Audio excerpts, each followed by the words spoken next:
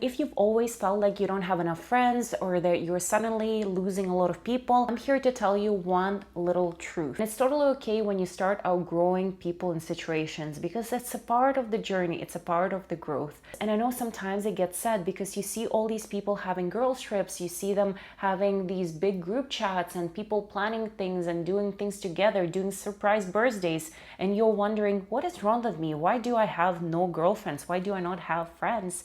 And let me tell you that everything is totally okay with you. And today I'm going to explain to you why it's okay that you don't have that many friends, how to make friends as an adult, and what to look for and what to stay away from. Welcome back to my channel. My name is Alina and I help women step into their full feminine power. Today we're joined by a special guest. Meet Goldie. She's the newest addition to our family. She's only 2.5 months old and we've had her for 3 weeks. So in this YouTube video, she might be appearing here and there because she loves to explore and she loves to work with me in the same room.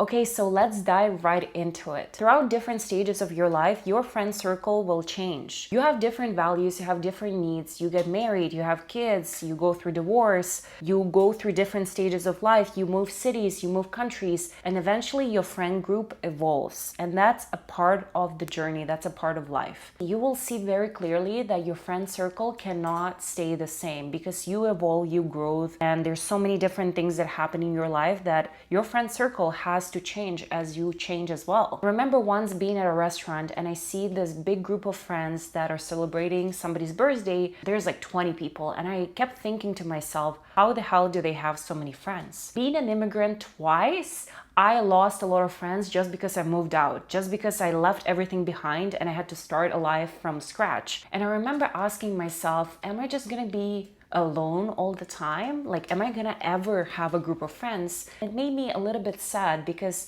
I started comparing my journey to their journey. For some random reason, I thought that I have to have this huge friend group by the age of like 20 or 25. I have to have it figured out. But nobody prepared me or told me that that's gonna be far from the real life. That's going to be far from the truth, that I'm going to have only one single friend in the place that I live. I thought that I will have like 5-10 girlfriends and we're going to be always doing sleepovers, we're going to be always doing picnics and all these cute things. But now I'm like, what's happening? Why nobody told me about this part of adulthood? Forming friendships as an adult is far more difficult than growing up in the same city, going to the same school, going to the same university and making friends there. Which actually brings me to my first point, is that you always have to focus on quality versus quantity. I used to think that quantity matters. Now I'm so confident that having one good friend is way better than having 5 fake girlfriends. Quantity doesn't mean anything. Sometimes you can have this crazy big group,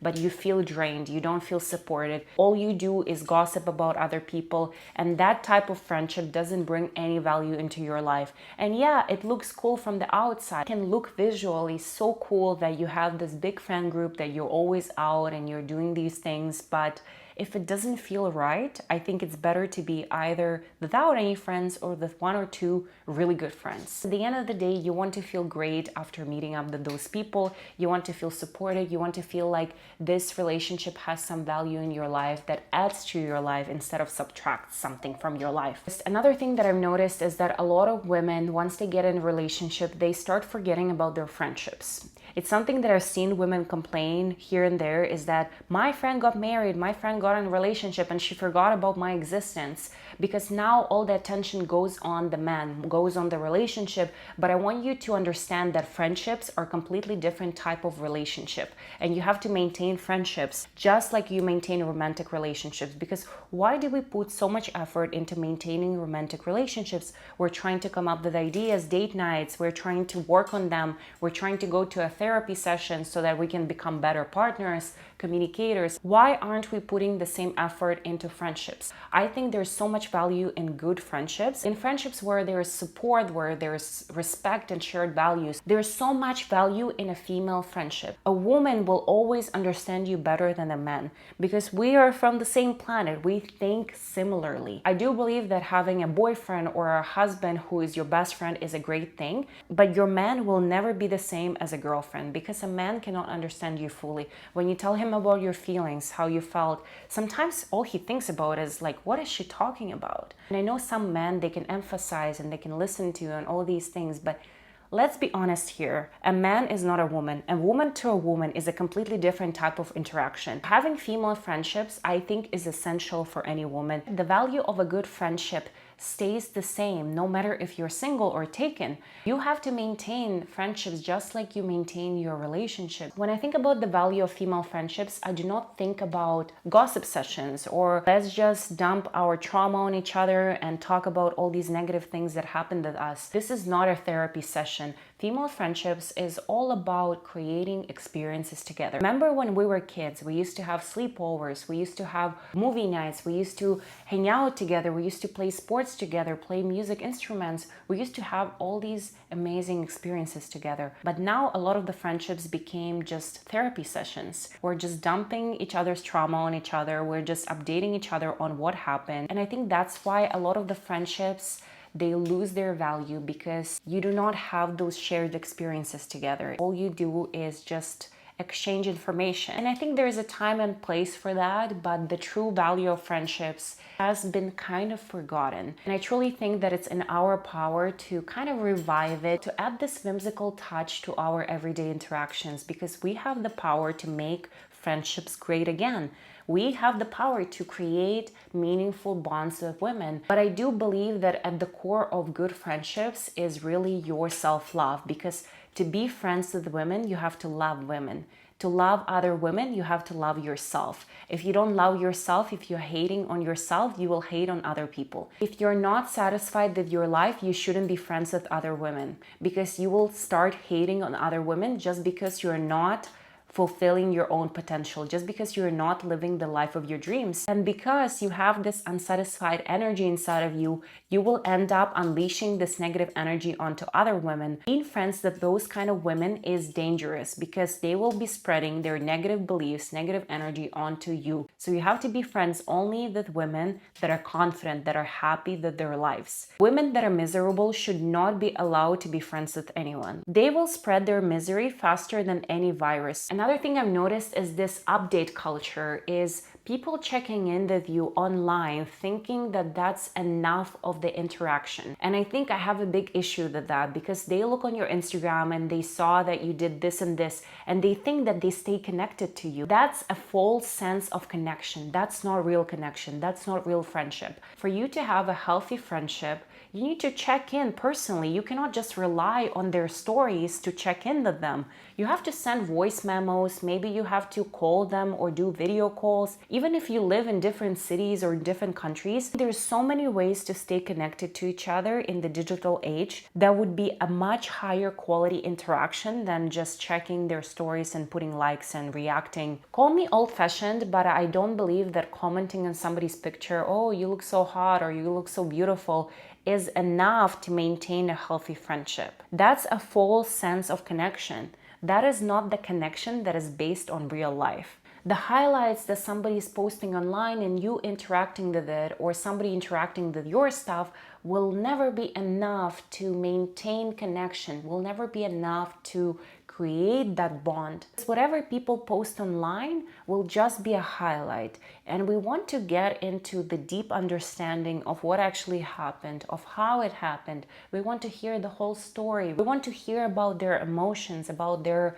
worries, about their fears. And I think this is the only way you're gonna actually build a healthy friendship, where you hear each other, where you listen to each other, when you're interested in each other's stories, just because you want to hear all about it. The biggest difference between online friendships and real friendships is that a real friendship, it actually includes listening to each other and hearing what another person has to say. It's being genuinely curious about somebody's life. It's asking questions. How did it happen? What did you feel? Did you have any fears? Tell me more about it. On the other hand, being in an online friendship feels much easier. It's almost like that person already knows what happened, but they don't know anything.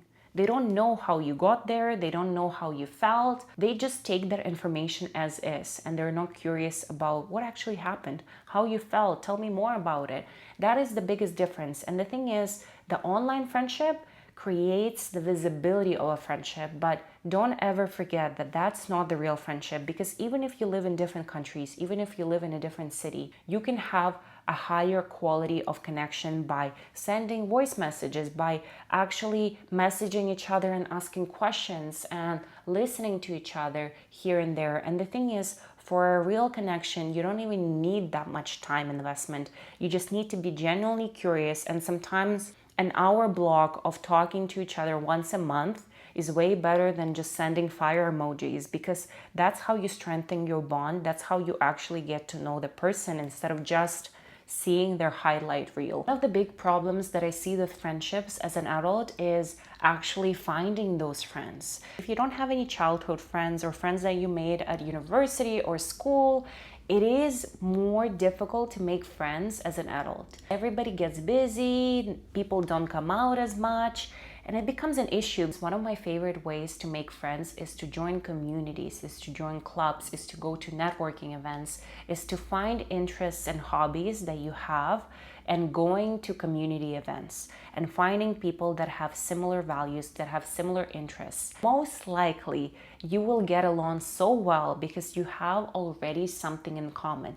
It's not just some random person from the street or from the coffee shop. You already have something in common that brings you together. And I find creating a bond with those people much easier than people that you met randomly. This tip is especially effective for people that are introverted. If extroverted person can meet somebody on the street and make a conversation and become friends in 5 minutes, introverted people find it more difficult to make friends and to talk to people they don't know, like to talk to strangers. So when you put yourself in a controlled environment where there is maybe facilitation, maybe there's somebody that actually brings you together, maybe there's some sort of guided icebreakers, maybe there's some sort of prompts that you have to answer, and this will make your interaction so much easier. If you have some sort of structure that you're putting yourself into, it's way easier to become friends with people because you already have a safe environment, you already have those people in one space. And all you have to do is just to show up and try, even if it's hard, even when it's scary. I think we all know that everything that we want lies on the other side of our comfort zone. If you want to improve in life, if you want to have great friends, you have to be okay with stepping out of your comfort zone. And sometimes that includes trying to meet people, because the thing is, those people, they are also scared. They're also scared. You're not the only one who is scared. Other people might be even more scared than you. You have to remember that. It's not like that everybody is so confident and comfortable speaking to strangers. Some people are so scared of it that their palms get really wet, they start getting nervous. And the thing is, we're all in the same boat. People are just waiting for you to smile at them and say hello. And they will reciprocate that so happily, and they would be like, wow, I came to this event thinking like, oh my God, how am I gonna make friends? And then you smiled at me and I decided to say hi. And we're friends. Now we're going on hikes together. Now we're going shopping together. Now we're just having the great time. But it all starts with one step. It all starts with courage.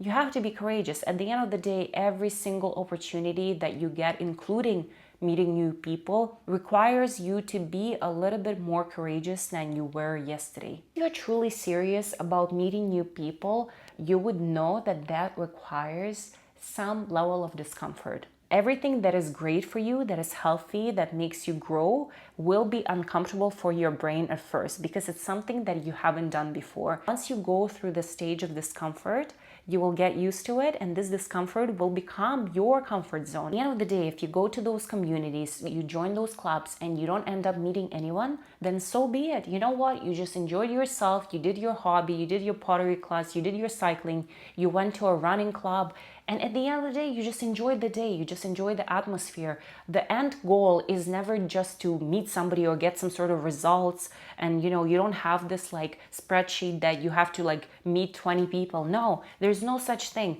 If you enjoy your time, that's more than enough. And if you end up meeting somebody along the way, that's even greater. I think there's so many resources where you can meet new people. I like the website called Eventbrite. I think it's available in most big cities. Based on your hobbies or your interests, you can search any events in your city. Let's say you're interested in running. You just put running, you put your city, and you put the dates, and all of the events that include running will show up on your screen. And I think that's such a great resource. You can attend free events, you can pay for some events. This is such a great way to meet new people. And how do you actually understand or determine what to look for in a friendship? First thing that I will say is to look at their habits. Their habits eventually become your habits. So I'll give you an example. My best friend, she's been sober for over 5 years now. Every time we went out to restaurants or bars, she never drank alcohol. She always asked for a mocktail. And I've been always the person that would get like a glass of wine or maybe a cocktail or two. And what I've noticed is that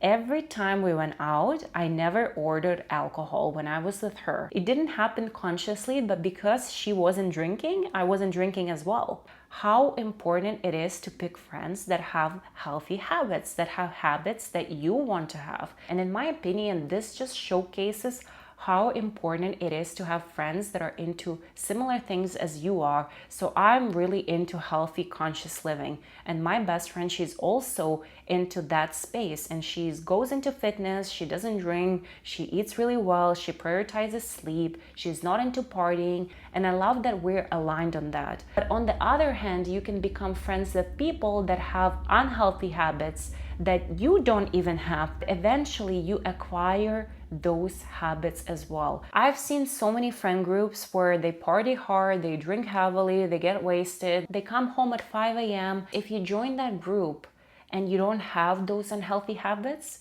you end up being more like them than you are yourself. Even if you resist the peer pressure, if you join that group, you're not drinking, you're not partying hard, eventually you will become more like them. You will start adopting their habits subconsciously, just because that's what you are surrounded by. Your environment shapes you, it shapes your habits. If you have friends with healthy habits, eventually you will start adopting more healthy habits as well. If you have friends that have bad, unhealthy habits, you will end up adopting those habits eventually.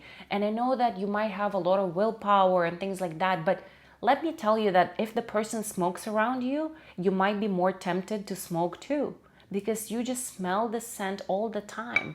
And that's how the environment really shapes you. And I think it's so important to not disregard this, because why do we have these relationship standards, but we don't have high standards for friendships? You have to be serious about being aligned on your values and habits in friendships, just like you are serious about your relationships. Another aspect that is kind of self-explanatory, but a good friend has a life outside of that friendship. She has to have a life that is hers. The best friendships happen when there's two adult people that decide to spend some time together. Two adult people that have a life of their own. Two adult people that have exciting life.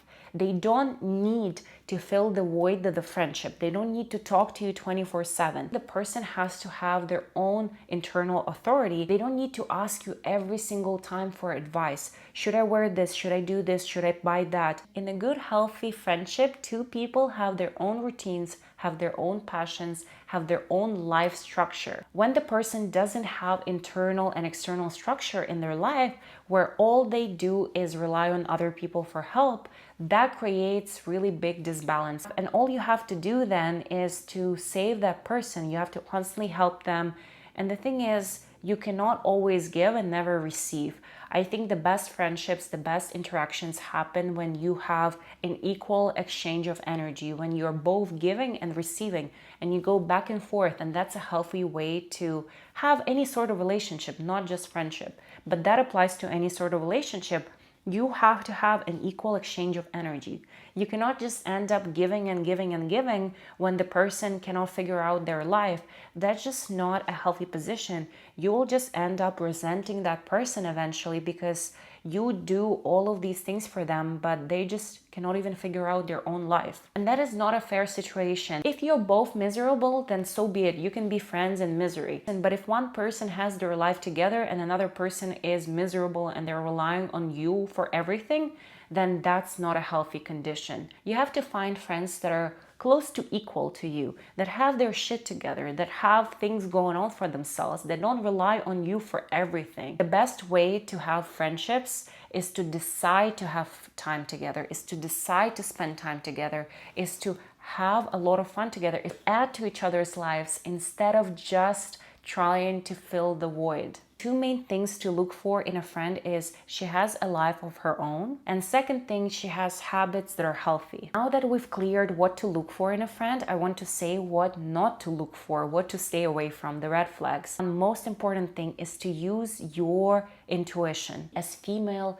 creatures, as female goddesses, we have this extraordinary ability to feel when something is not right for us before the physical world confirms it. This is the power of our intuition. You cannot fool your intuition. It never lies. The moment you start feeling weird about somebody, the moment you have a feeling of unease, trust that feeling. I had so many situations where I knew that person would not be a good friend for me, that person is a hater. I had a feeling, but I just couldn't confirm it. And then later I found out, of course, from other people, through other situations, that was in fact the truth. That inner GPS system, your intuition, knows way better than your logical mind. This feeling is impossible to describe because you can only feel it. But once you felt it, you will know what I'm talking about. If you've ever gotten a gut feeling about somebody, but